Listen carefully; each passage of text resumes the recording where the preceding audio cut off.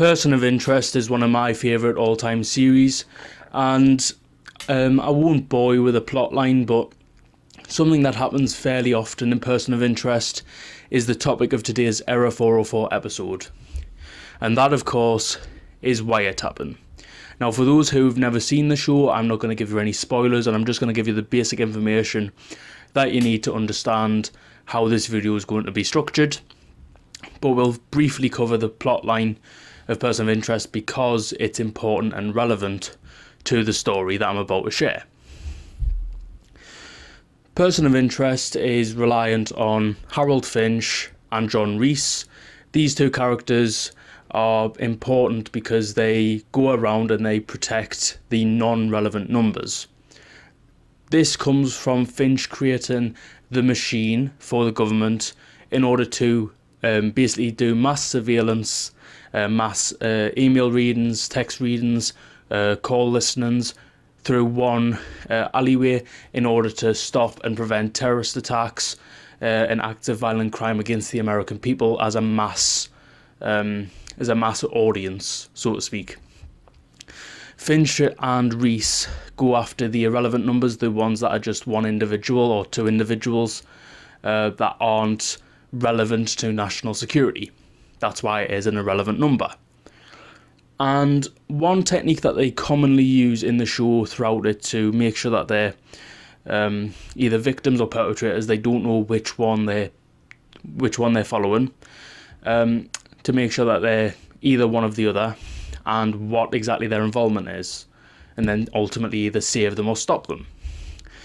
One thing that they used was wiretaps. Wiretaps is the concept or the ability to remotely listen in on phone calls, read text messages or read emails, whatever you can basically do on a phone and watch them do it.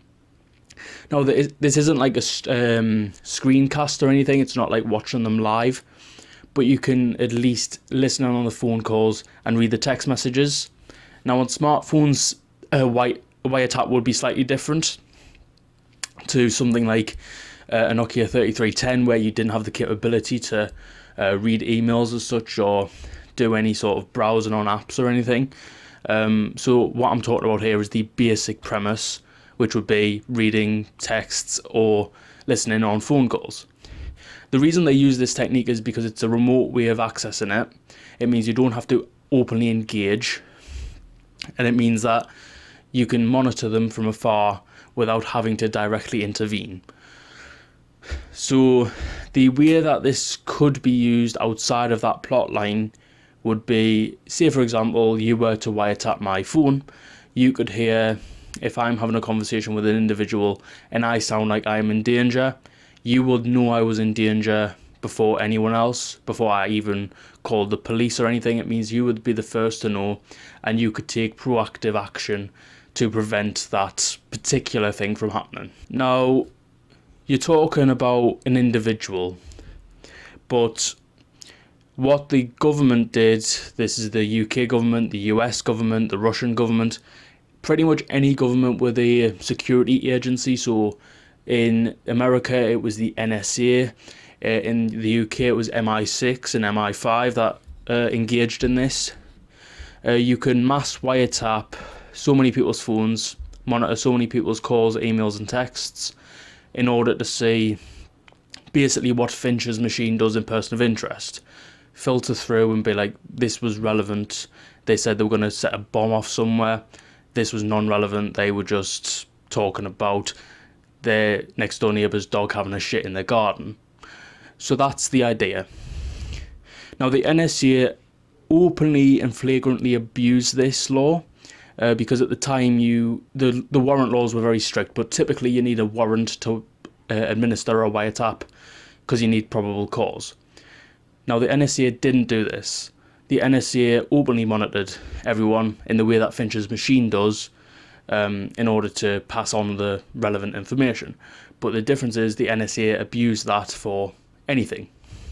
They could find out what medications you were on by knowing who they were wiretapping.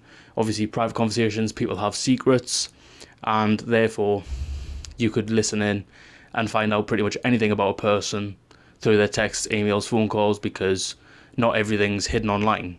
Unless you've never published anything regarding, anything you've ever thought. If you've not published anything, it can't be found. But if you've even thought about one email, or you've typed something out and then deleted it, it can still be recovered. And that's the scary thing. But to stay relevant to the topic, a wiretap is the ability to basically be able to read all of this and track it. Now, a wiretap, as I said, was used by the NSA for the PRISM mass surveillance program. A program designed on spying on the American public. Not particularly originally for that reason, but that's what it turned into. And it was also used, I believe, by the Daily Mail here in the UK, primarily for delving into the deep and dark private lives of our celebrities, our footballers, our politicians, anyone with any sort of political or social stature, shall we say. Now, this was used, as I say, flagrantly breaching any warrant. They didn't have a warrant because they were journalists in this scenario, so they didn't have the actual right to monitor these people without having a probable cause. So, for example, they might monitor Philip Schofield's phone because he's a sex offender, and therefore they have probable cause to administer that, but it would have to go through the police force, not the journalist. I hope that makes sense. But fundamentally, the wiretap can be used for any amount of things, nefarious and legal. Typically, you would find it in a legal standpoint, but theoretically, you could use it for a lot of bad shit, and I'll just briefly explain how you could use it. And again, this is all theory for the sake of not wanting to get banned. But theoretically, you could find that you want to murder a particular person. You could literally, listening on a phone call, know where they're going to be at a certain time, and you can basically premeditate it. On the flip side of that, you can monitor people's phone calls, know that they are going to murder someone by premeditation, because I believe the stat was, and it was in person of interest actually, around 70% of all murders and stuff like that are premeditated causes. And especially if someone's planning like a robbery, it's quite easy to find records of phone chat and text messages which hint at being going to do that, because I don't think anyone on a mass scale at least would be stupid enough to not plan something like that. To go back to how you could potentially use it, I mean, you can use it to track, or abusers could use it to track their spouse or whatever. They could use it, stalkers could use it to find out where their prey, their victims are going to be at a certain time, to get to know a routine as well. So people are very routine creatures. They're very straightforward. They do the same thing. They are repetitive. And so, for example, if you go to a coffee shop every day, you could wiretap someone's location and be able to tell, okay, they go this place at this time every day. It's part of their routine. That's where you can catch them, if that makes sense.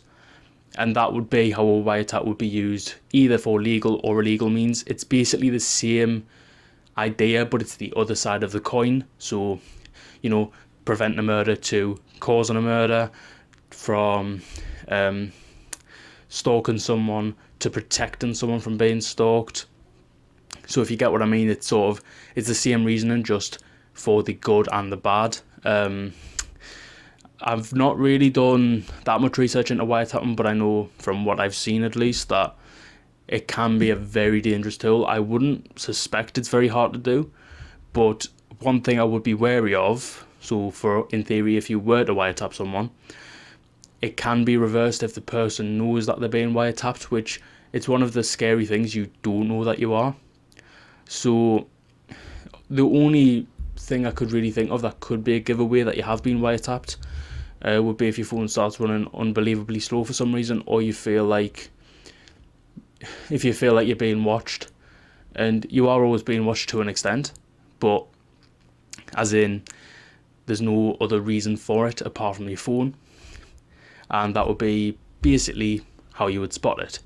It's untraceable unless you know exactly what you're doing on a computer. You can reverse search it because every phone has a GPS, stuff like that. But yeah, that's how wiretapping works. And if you do have any burning questions, let me know in the comments down below. Thank you very much for watching the video, and I'll see you in the next one. Bye bye for now.